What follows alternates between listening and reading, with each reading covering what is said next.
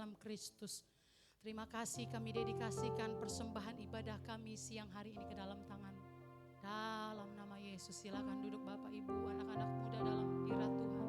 Sama-sama kita mau menyembah. Jadi siang hari ini menaikkan sembah syukur kita. Terima kasih Bapak. Terima kasih.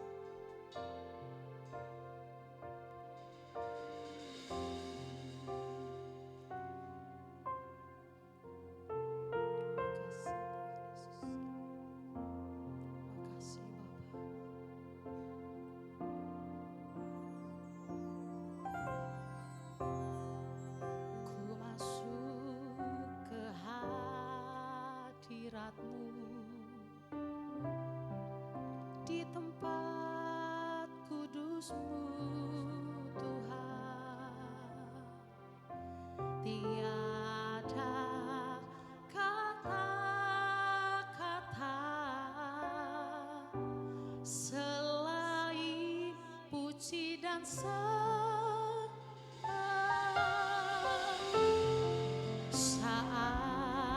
Saat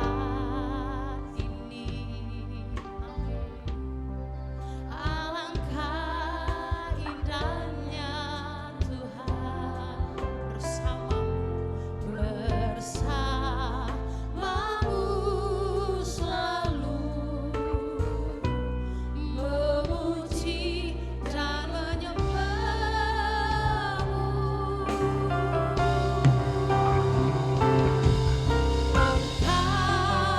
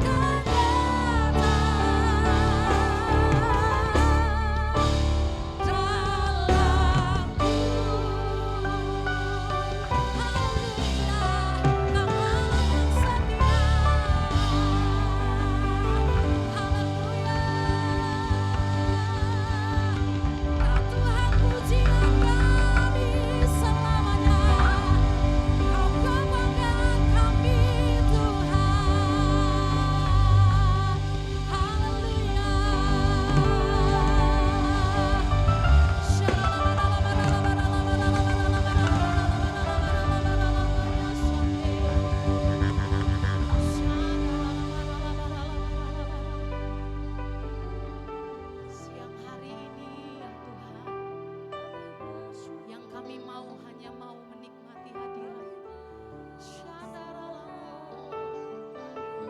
Selain puji dan sembah Tuhan, tiada yang lain. Kebanggaan kami, kebanggaan kami. Yesus ditinggikan, Kau pusat penyembahan kami. Tiada yang lain yang kami sembah, hanya Kau Tuhan. Kau hadir di tempat ini, memenuhi setiap kami. Haleluya.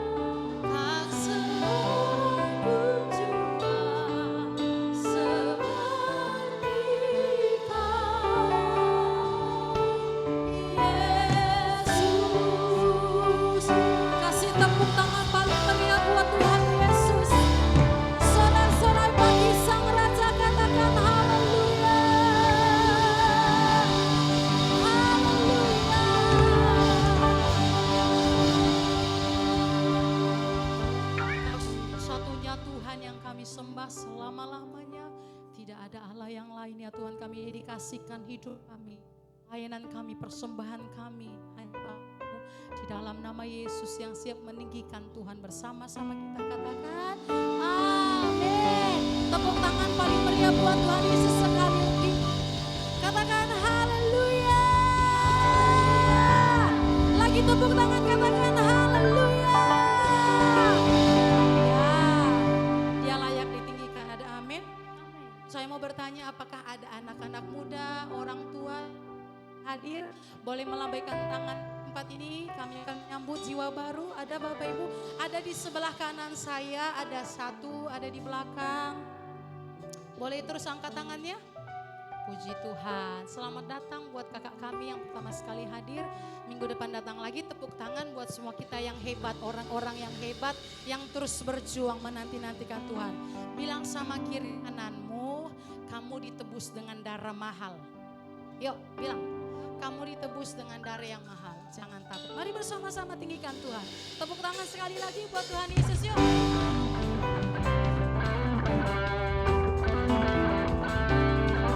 Setiap maut telah dikalahkan dari atas kayu salib dan menjadikan setiap kita orang-orang yang menang. Yang lebih dahsyat lagi, tepuk tangannya buat Tuhan Yesus.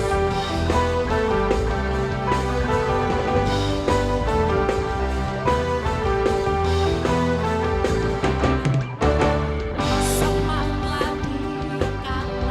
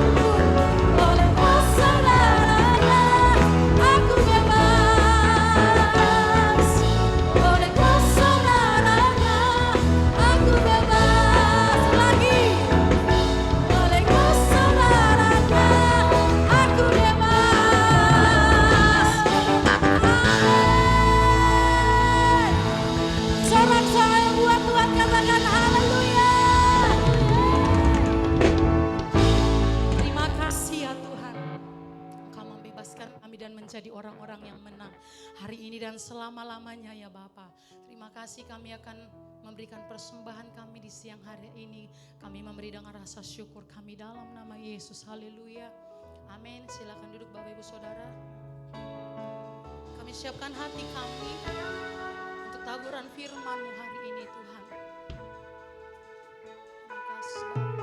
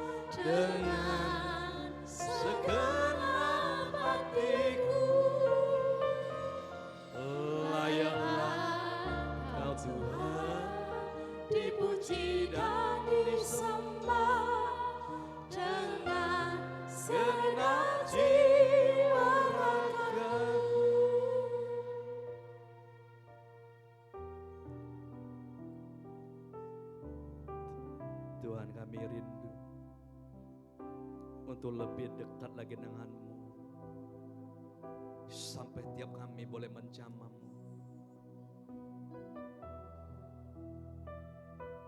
Izinkan kami datang menghampiri Tuhan. Oh rabata kaya rabarara.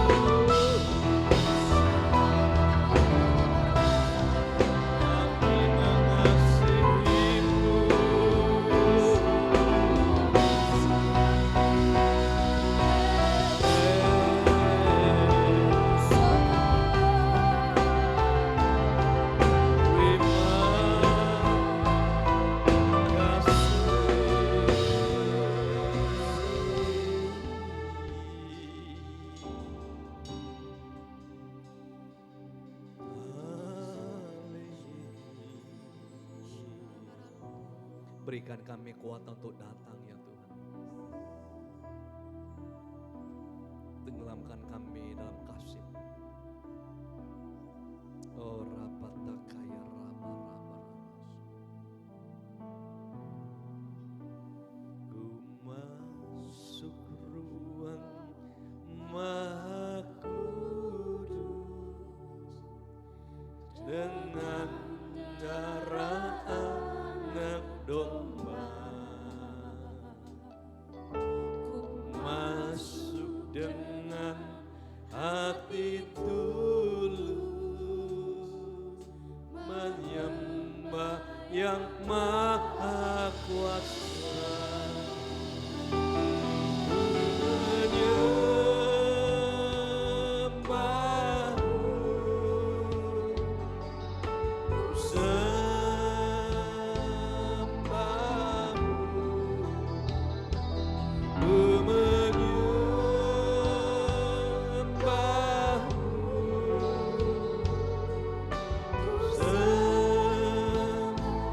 Bahamu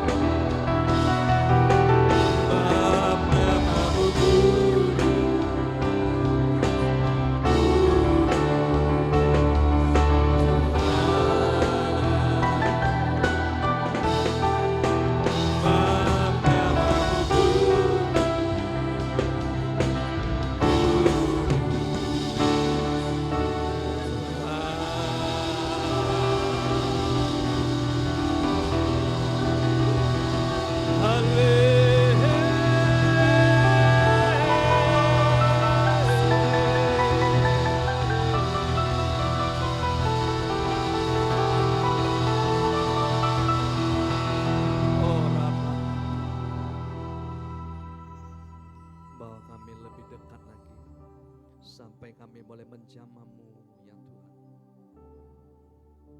Kami meletakkan hidup kami dalam tangan Tuhan. Kau beri kami kekuatan terus Tuhan untuk berjalan. Berkati roh jiwa tubuh kami, sempurnakan kami. Tidak ada satupun kami kekurangan apa yang baik. Kau berkati umat-Mu yang hadir, keluarga demi keluarga, pribadi dengan pribadi. Tuhan jagai ya Tuhan. Tuhan tolong setiap kami. Tuhan bela ya Tuhan. Terima kasih ya Abah. Urapi hamba-Mu menyampaikan firman-Mu, isi hati-Mu sekali lagi. Ini doa kami. Yang siap menyambut firman Tuhan bersama-sama kita katakan amin. Kita berikan silakan duduk Bapak Ibu kasih Tuhan. Loh, waktunya tinggal 15 menit Pak Paulus. Amin. Tadi season kedua tidak selesai. Gimana? Kita selesaikan? Sampai selesai atau 15 menit aja? Mungkin bisa nanti kita atur lagi waktunya Pak Paulus. Amin. Baik. Saya akan mengajak kita langsung melihat firman Tuhan. Kita akan menutup pesan bulan ini tentang salib Kristus. Kita akan memulai dari 1 Yohanes 4:8. 1 Yohanes 4:8 berkata, sebab Allah itu adalah kasih.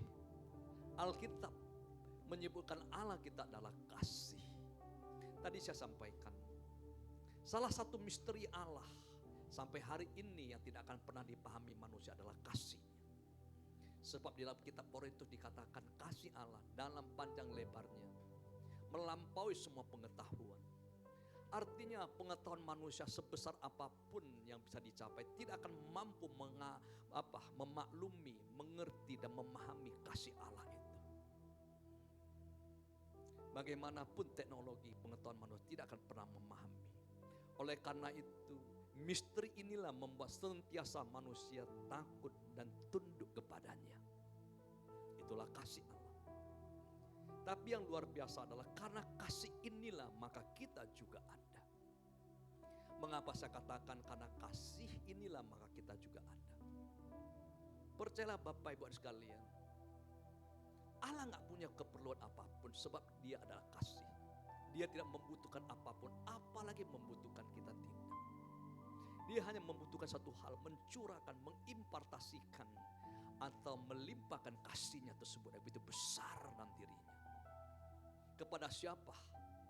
Ia akan melimpahkan semua itu. Sebelum kita ada, manusia ada. Maka tidak ada satupun makhluk sekalipun malaikat pun yang pantas layak untuk dilimpahi, dicurahkan kasih Allah begitu besar. Maka yang menciptakan kita segambar serupa dengannya. Bahkan kita diciptakan lebih tinggi daripada segala makhluk, bahkan melampaui malaikat. Bahkan dikatakan kitab Mazmur kita hampir serupa dengannya.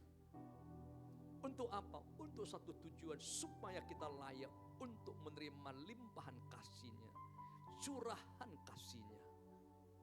Oleh karena itulah kita ada. Oleh karena sebagai orang Kristen kau harus mengerti siapa dirimu. Terlepas bagaimanapun bentuk rupa kita, terlepas bagaimana kehidupan yang kita jalani, percayalah engkau sangat berharga. Sebab Allah menciptakan kita untuk dikasihinya. Katakan kiri kanan, engkau begitu dikasihi oleh Dia. Tuhan Allah kita. Beri tepuk tangan meriah bagi Dia. Ku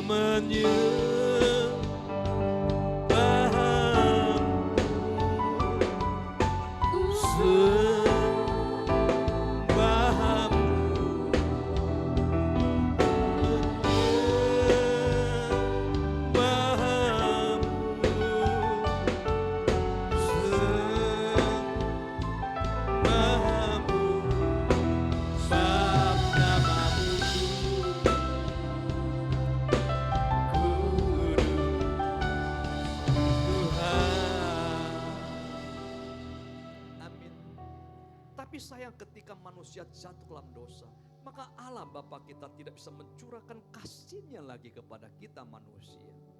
Mengapa? Yesaya 59 kedua berkata, dosa telah memisahkan kita dengan Bapa kita di surga. Dosa membuat tangannya seakan-akan kurang panjang menolong kita. Telinganya kurang tajam untuk mendengar kita. Dosa juga membuat ia menyembunyikan diri wajahnya kepada kita ketika kita berseru kepadanya. Artinya dosa memisahkan kita, membuat jurang yang begitu besar antara kita dengan Bapa yang tidak bisa kita lewati. Dosa juga tanda kutip Efesus 4:19 merusak gambar Allah yang diri kita menjadi rusak. Pikiran kita jadi rusak, perasaan kita jadi rusak. Kita kehilangan kepekaan. Perasaan kita tumpul, pikiran kita tumpul, sehingga dengan mudah kita mengerjakan semua kejahatan. Sehingga manusia dengan mudah menceburkan diri daripada keselakaan dan yang namanya pengkhianatan dan sebagainya. Kalau hari ini ketika kita melakukan dosa tidak ada rasa bersalah. Kita melakukan yang namanya tidak baik, tidak pantas. Kita merasa tidak ada apa-apa dalam diri kita, biasa-biasa saja. Itu karena ada dosa dalam diri kita. Dosa juga membuat kita tidak mampu melakukan apa yang baik ini kita lakukan. Roma 7:19. Setiap kali kita tahu ini baik, slide-nya di jalan coba. Slide kedua nggak ada ya. Roma 7:19. Dari tadi tidak jalan, di sesi pertama pun begitu. Dosa membuat kita tidak mampu melakukan apa yang baik ingin kita perbuat. Setiap kali kita ingin berbuat baik, justru yang jahat yang tidak kita ingini, yang itu yang kita lakukan. Itulah dialami oleh Paulus ketika ia hidup dalam kuasa hukum Taurat, hukum dosa. Dia ingin berbuat yang baik, setiap kali dia ingin, tetapi justru yang jahat dia lakukan. Hari ini kalau kita tahu apa yang baik, kita ingin berbuat, tetapi bukan itu, justru yang jahat kita lakukan. Itu membuktikan dosa masih ada dalam diri kita. Amin. Yang menarik adalah setiap agama rata-rata mengakui konsep dosa tersebut. Ada yang menyebutkan sebagai karma dan sebagainya. Persoalan bagaimana cara menyelesaikan dosa. Bagi agama lain maka dikatakan dosa itu bisa diselesaikan dengan sendiri. Kalau kita berbuat dosa, kita layak menyelesaikan. Maka mereka mulai melatih diri mereka beribadah, amal bakti baik. Amal ibadah mereka dengan maksud supaya bisa menghapuskan dosa mereka. Mereka berpikir dengan segala amal baktinya maka mau melepaskan kita daripada kematian akibat dosa. Enggak akan bisa. Tidak akan bisa upaya manusia untuk melepaskan diri sendiri dari dosa dengan kekuatan sendiri. Tidak. Oleh karena itulah maka salib menjadi penting. Oleh karena itulah maka Yesus harus naik ke atas kayu salib. Yesus harus mati di kayu salib untuk mengampuni, menebus dosa kita. Hanya darahnya langsung melepaskan kita daripada maut. Hanya dengan darahnya maka maut tidak kuasa untuk menahan kita dari kematian. Amin. Kematian Tuhan Yesus bukan hanya mengampuni dosa kita, tetapi membawa kita kembali kepada Bapa. Ketika Kristus mati di kayu salib, tirai daripada batu terbelah. Artinya tidak ada lagi pemisah antara kita dengan Bapa. Sebelum Kristus mati, tidak ada seorang pun yang boleh menghampiri namanya ruang Maha Kudus, tempat Allah bersemayam atas namanya tersebut. Hanya imam besar, itu pun setahun sekali. Itu pun kalau dia tidak kudus maka ia akan mati. Tetapi kematian Kristus telah membukakan jalan untuk kita semua datang kepada Bapa. Dan apa yang terjadi ketika kita diperkenankan mendekat lagi kepada Bapa? Kitab Ibrani mencatat, maka kita akan menerima pertolongan kita daripada Bapa tepat pada waktunya. Bukan nanti, bukan bulan depan, bukan tahun depan, bukan 5 tahun lagi, tapi seketika juga itu kita akan ditolong oleh Tuhan. Kita lihat dengan wanita pendarahan 12 tahun. 12 tahun lamanya yang menderita pendarahan. Saya percaya ini tidak mudah bagi seorang perempuan. Saya percaya orang mengalami penderitaan begitu lama, tidak akan lama usianya. Apalagi di zaman itu, dalam istiadat orang Yahudi, wanita yang pendarahan itu disebut najis. Dia tidak kudus, dia tidak boleh dekat dengan apapun. Dia tidak boleh menyentuh apapun. Dia harus hidup sendiri, dikucilkan selama dia belum tahir. Bayangkan wanita begitu sakit 12 tahun. Ditinggal sendiri oleh keluarganya. Dia itu hidup terasing, gak bisa dekat dengan apapun. Tapi dia percaya kalau ia dekat dengan Tuhan, dia pasti sembuh seketika. Dia datang mencari Tuhan. Dan benar, ketika ia datang mendekat menjamah Tuhan, seketika juga ia disembuhkan. Mujizat terjadi, dia disembuhkan. Yang tidak kalah menarik ada Bartolomeus. Orang yang lahir sejak buta. Sampai sekarang dunia kedokteran secanggih apapun tidak mampu untuk memulihkan penglihatan orang yang lahir dari yang buta sejak lahir, tidak. Bartolomeus tidak bisa dekat dengan Tuhan karena ia tidak bisa melihat. Enggak bisa. Tetapi dia percaya kalau dia boleh datang mendekat, dia pasti sembuh. Oleh karena itu ketika Tuhan melewati tempat diam di mana dia duduk, dia berteriak, dia berseru-seru saja. Yesus anak Daud, Yesus anak tolong saya. Dia hanya bisa berseru, tidak bisa datang. Tetapi orang-orang sekali bertanya, Bartolomeus diam, jangan ribut, jangan susahkan guru. Dunia ingin coba menahan dia datang kepada Tuhan. Tapi dia tidak menyerah. Semakin ditahan, semakin kuat dia berseru, Yesus anak Daud, tolong. Akhirnya Tuhan mendengar. Akhirnya Tuhan mendengar.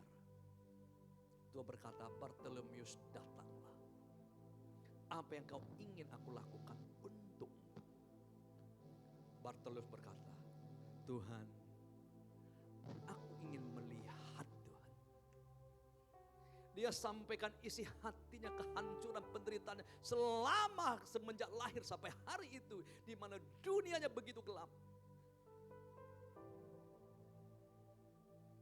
Tuhan berkata, jadilah seperti imanmu. Seketika juga ia melihat. Hidupnya berubah total. Dari gelap jadi terang.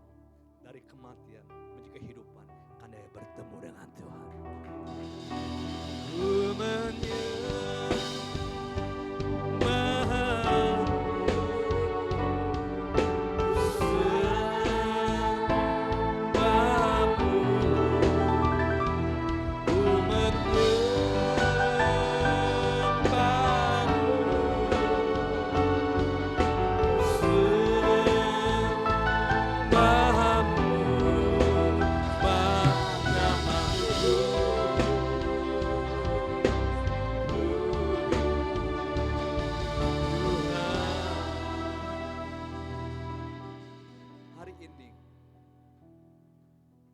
Tuhan telah naik di kayu salib.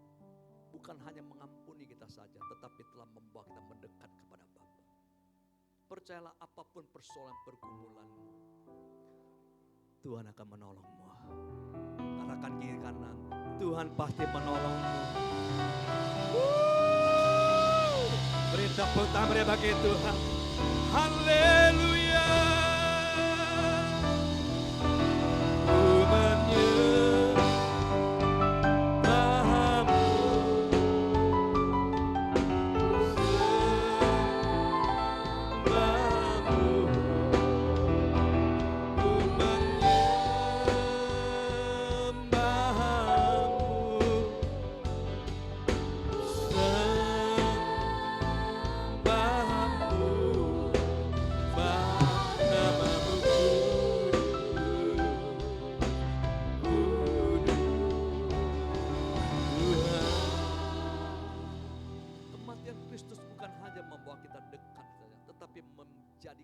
Ciptaan yang baru. 2 Korintus 5:17, barang siapa dalam Kristus dia adalah ciptaan baru. Yang lama sudah berlalu, yang baru sudah datang. Kristus telah menjadikan kita ciptaan manusia yang baru. Baru apa sih? Bukan manusia baru secara jasmani, tidak. Kita bukan seperti gadget yang sudah lama dipakai, ganti casing seakan jadi baru, tidak. Tapi yang dibaharui adalah manusia rohani kita, terutama pikiran dan perasaan kita. Itulah yang dibaharui oleh Tuhan. Pikiran perasaan kita itu berbalik daripada dunia dan berbalik kepada Tuhan. Itulah disebut dengan metanoia atau pertobatan. Tetapi manusia baru ini belum selesai, Bapak Ibu, adik-adik sekalian. Manusia baru itu perlu diproses terus, disempurnakan terus. Sampai kita kembali serupa dengan Kristus. Mengapa? Sebab tidak ada seorang pun yang begitu lahir baru, ia menjadi sempurna, tidak. Petrus pun tidak sempurna setelah ia menerima Kristus sebagai Tuhan langsung sempurna, tidak. Dia masih menyangkal. Yohanes pun demikian. Dia masih mencari kedudukan jabatan di dalam pelayanan. Thomas pun masih ragu-ragu. Tapi ketika Roh Kudus dicurahkan, mereka dibentuk, disempurnakan. Lahirlah Simon Petrus yang sedia disalib terbalik. Lahirlah Yohanes yang mengasihi Tuhan segala hati. Lahirlah Thomas yang berani menjadi martir. Kita pun semua mesti dibaharui. Pertanyaan, siapa yang akan membaharui kita? Maka firman Tuhan berkata, Roh Kuduslah yang akan membaharui kita. Kolose 3:10. Oleh karena itu sebagai orang-orang yang lahir baru, maka kita tidak bisa dipisahkan dengan Roh Kudus. Kita tidak boleh hidup tanpa Roh Kudus. Ketika kita hidup di luar Roh Kudus, percayalah, manusia lama kita akan berhenti dan bahkan mati. Kita akan mulai malas ibadah, malas melayani. Kita akan mulai malas berdoa, malas baca Alkitab. Itu tanda-tanda maka kita mengalami kematian manusia baru kita. Karena itu kita perlu Roh Kudus. Roh Kudus akan menyempurnakan kita terus sampai kita kembali segambar dengannya. Ayo hari-hari ini kalau engkau mulai malas ibadah, malas berdoa, malas baca Alkitab, hati-hati. Roh itu mulai jauh daripada kita. Siap berdoa, kita semua akan disempurnakan sampai Tuhan datang.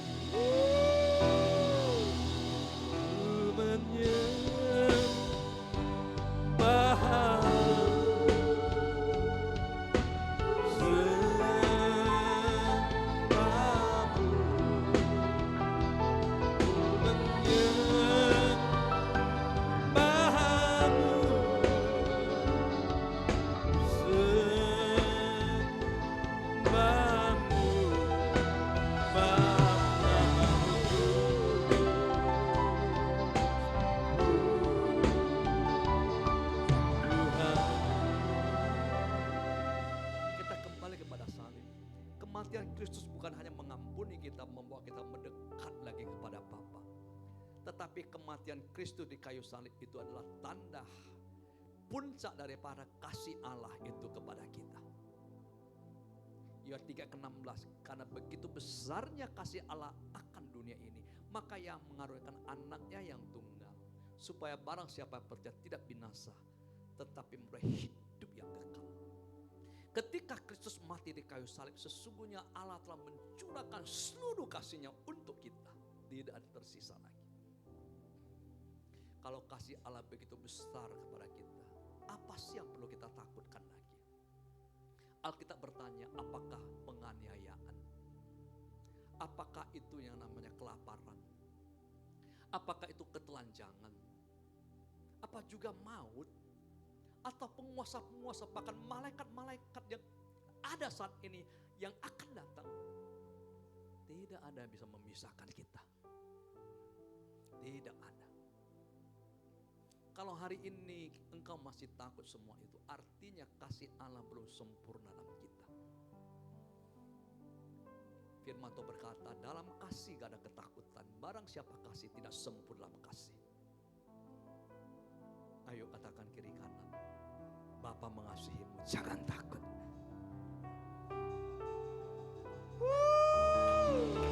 Haleluya. Ku sembah namamu, ku sembahmu,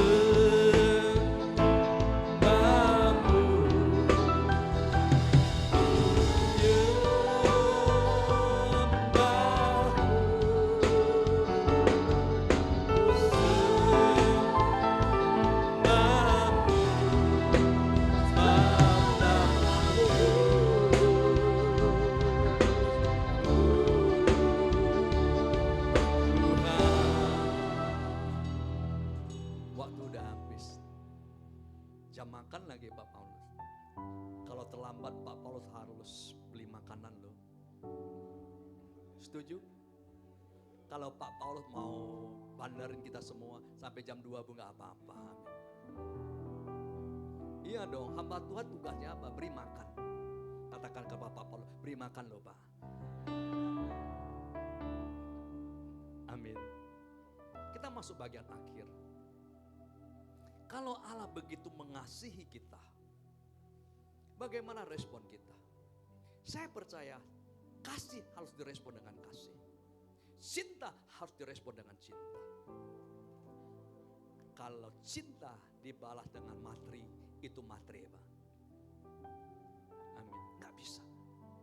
Cinta dengan cinta, kasih dengan kasih, equal, imbang. Kalau Allah begitu mengasihi kita, maka kita cuma mengasihi Dia.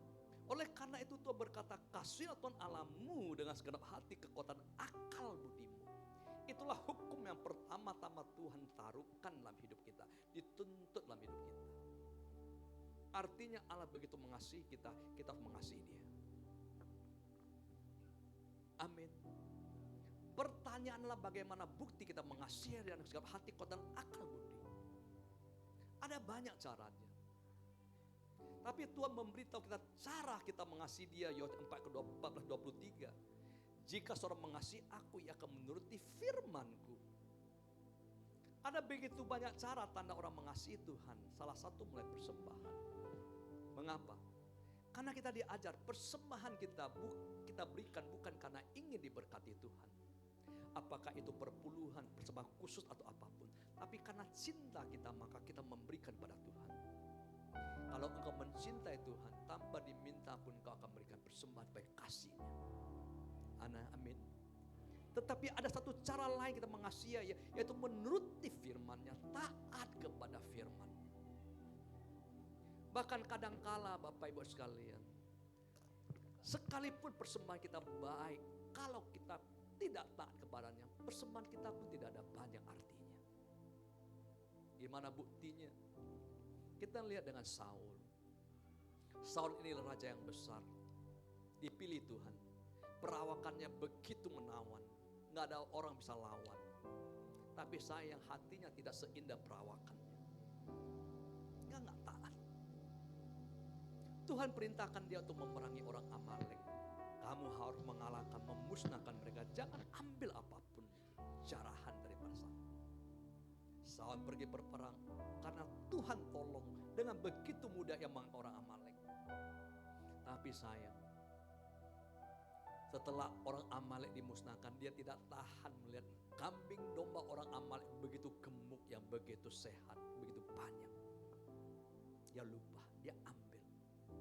Alasannya untuk memberikan persembahan kepada Tuhan, padahal dia ambil untuk dirinya sendiri dan untuk rakyatnya. Dia pikir Tuhan itu bisa disuap. Dia pikir dengan memberikan sedikit persembahan maka Tuhan akan berkompromi dengan dosanya. Dia coba menutupi pelanggaran dosanya dengan persembahan.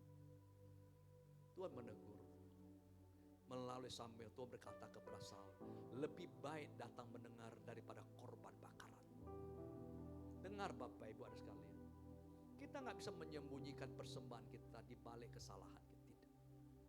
Karena persembahan kita berikan dan kita mengasihi Dia. Tuhan gak bisa disuap. katakan kiri kanan, Tuhan gak bisa disuap.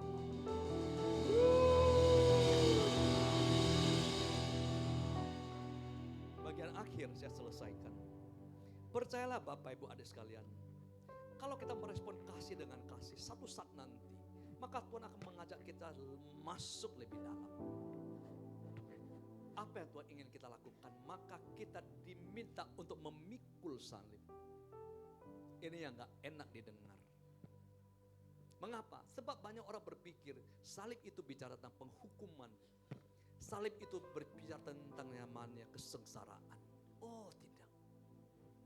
Sesungguhnya salib itu adalah panggilan Tuhan kepada orang-orang yang mengasihi Dia, yang buah kasihnya itu telah matang. Salib artinya kita melepaskan agenda kita hidup di agenda Tuhan. Musa ketika dia hidup di istana, dia hidup dengan agenda dia. Tapi ketika Musa hidup di padang gurun bersama orang Israel, dia hidup di agendanya Tuhan. Sekalipun banyak penderitaan. Saya saksikan tadi pagi, ada seorang anak muda yang datang di antara orang tuanya ke gereja. Anak muda ini ada anak muda yang punya pendidikan tinggi dan keluarga yang sangat berada. Dia punya masa depan. Tapi dia memutuskan hidup selibat menjadi rohaniawan. Dia hidup lepas semua agendanya untuk agenda Tuhan. Banyak orang berkata ini gak masuk akal. Orang dunia tidak mengerti mengapa dia lakukan. Tapi ketika saya lihat, saya tahu mengapa dia lakukan. Karena cintanya telah matang dengan Tuhan. Mengapa orang lakukan semua ini? Roma 8:18, karena ada kemuliaan yang akan datang. Karena hidup yang kekal maka orang lakukan itu. Dengar adik-adik, Bapak Ibu kasih Tuhan. Untuk memasuki agenda Tuhan, kita gak perlu jadi hamba Tuhan. Kita tidak harus jadi hamba Tuhan, gembala atau pendeta, tidak. Di dunia sekuler pun kita bisa memikul salib. Yaitu ketika kita melepaskan agenda kita untuk hidup agenda Tuhan. Saya berdoa, biarlah satu hari cintamu matang dengan Tuhan. Dan Tuhan akan memanggilmu. Rumahnya kita makin berlembah.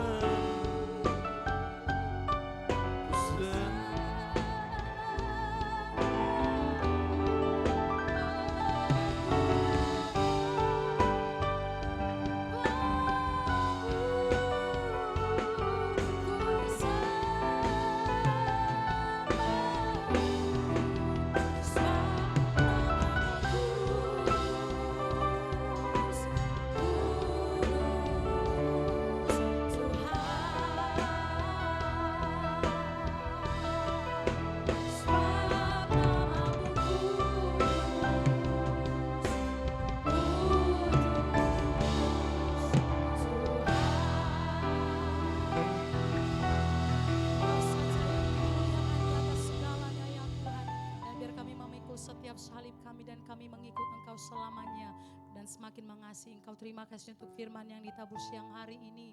Diberkatilah hamba-Mu semakin luar biasa ya Tuhan, dan diberkati setiap kami menjadi pelaku firman di dalam nama Yesus. Bapa, kami mau memberi persembahan kami yang kedua siang hari ini. Berkati taburan kami dan kami memberi dengan rasa syukur kami kepadamu di dalam nama Yesus yang siap memberi bersama-sama. Kita katakan amin. Silakan duduk Bapak Ibu Saudara.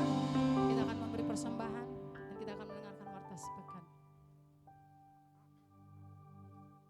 Warta sepekan Minggu 26 April 2026. Yang pertama, ibadah FA 01 diadakan setiap Kamis di ruangan ibadah kita pukul 19.30 WIB, dan FA 02 sampai dengan 08 setiap hari Jumat di rumah-rumah. Yang kedua, ibadah raya di tempat ini diadakan setiap minggu dalam 6 sesi ibadah. Sesi yang pertama pukul 9, sesi yang kedua pukul 10.30, sesi yang ketiga pukul 12, sesi yang keempat pukul 17 atau jam 5 sore, sesi yang kelima pukul 18.30, sesi yang keenam pukul 20 atau jam 8 malam. Dan ibadah sekolah minggu diadakan dalam 2 sesi. Sesi yang pertama pukul 10.30, sesi yang kedua pukul 12. Yang ketiga, diadakan ibadah Padang pada tanggal 27 Mei 2026 bertempat di Taman Wisata Monaco Park. Biaya kontribusi sebesar 35.000 per orang, sudah termaksud transportasi, tiket masuk dan aula. Pendaftaran ini dapat dilakukan melalui Saudari Freni dengan nomor WhatsApp 081397986106. Kegiatan ini terbuka untuk umum. Yang terakhir, untuk setiap informasi pelayanan maupun jam ibadah, Bapak, Ibu, Saudara dapat melihat kembali melalui akun media sosial gereja seperti Facebook GBI Sujuya Plaza Tamora dan Instagram GBI Sujuya Plaza Tamora. Demikianlah warta sepekan bagi kita. Tuhan Yesus memberkati. Begitu besar kasih-Mu Bapa, Kau berikan anak-Mu yang tunggal. Di saat aku bersayap, kasih menyelamatkanku, bukan sebagai hakim dunia, tapi penyelamat yang berkorban untuk milikku. Kau terusku, kasih menyelamatkan. Mari bangkit bersama-sama Bapak Ibu. Ingat kasih-Nya yang mengubah hidupku, ingat kasih-Nya yang selalu ada. Kasih Yesus, bagiku. Sekali lagi. Ingat kasih-Nya yang sembuhkan lukaku, ingat salib-Nya yang menebus aku. Kasih Yesus, kasih Yesus, kasih Yesus, kasih Yesus, kasih Yesus, kasih Yesus bagiku. Mari kita beri kemuliaan bagi Tuhan. Biarlah kasih-Nya takkan pernah meninggalkanmu, dulu, sekarang, sampai selama-lamanya. Haleluya. Kasih dibalas dengan kasih. Terima kasih ya Tuhan. Biarlah kami membalas kasih-Mu dengan kasih kami kepadamu dan kepada sesama kami. Terima kasih buat semua korban ucapan syukur, persembahan yang sudah umat bawa kepadamu Tuhan. Berkati umat-Mu Tuhan, berkati pekerjaan mereka, berkati setiap penghasilan mereka, berkati keluarga mereka, berkati kesehatan mereka ya Bapa. Sembuhkanlah yang sakit, beri pekerjaan bagi mereka yang sedang mencarinya, beri jawaban doa bagi mereka yang di dalam pergumulan doanya, berikan jodoh bagi mereka yang sedang menantikannya, berikan keturunan bagi keluarga-keluarga yang merindukannya Bapa. Terima kasih ya Tuhan, berkati gembala-gembala pembina kami, Bapak Pendeta Insinyur Niko Noto Raharjo, Bapak Pendeta R. Bambang Yonan, Bapak Pendeta Edi Prayitno, Gembala Sidang, Bapak Pendeta Arman Arin, berkati hamba-hamba-Mu yang membina kami. Kami angkat tangan kami berdoa bagi kota kudus-Mu Yerusalem. Shalom Yerusalem, diberkatilah kota kudus ya Tuhan. Terima kasih Bapa. Kini kami siapkan hati kami untuk terima berkat yang dari Bapa. Mari engkau umat yang dikasih Tuhan, arahkanlah hatimu kepada Tuhan, angkat kedua belah tanganmu dan pulanglah. Terimalah berkat-berkat yang daripada Tuhan, anugerah dari Allah Bapa, kasih dari Tuhan kita Yesus Kristus dan persekutuan yang baik bersama dengan Roh Kudus. Itulah yang akan menyertai-mu mulai hari ini, esok, bahkan sampai selama-lamanya, bahkan sampai Tuhan datang menjemput kita semua. Mari kita mau indikasinya bersama-sama, kita katakan amin. Shalom, Tuhan Yesus memberkati. Selamat hari Minggu Bapak Ibu anak-anak muda, sampai bertemu minggu depan di tempat ini. Selamat menikmati berkat Tuhan. Shalom. Shalom.